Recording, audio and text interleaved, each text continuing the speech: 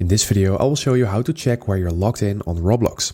So if you want to know if you're logged in on other devices or that maybe someone is on your device logged in, then I'm going to show you how you can check that and also how you can log this out.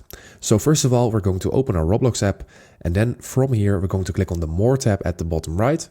And from here, we're going to scroll down. You can also do this on your PC, by the way.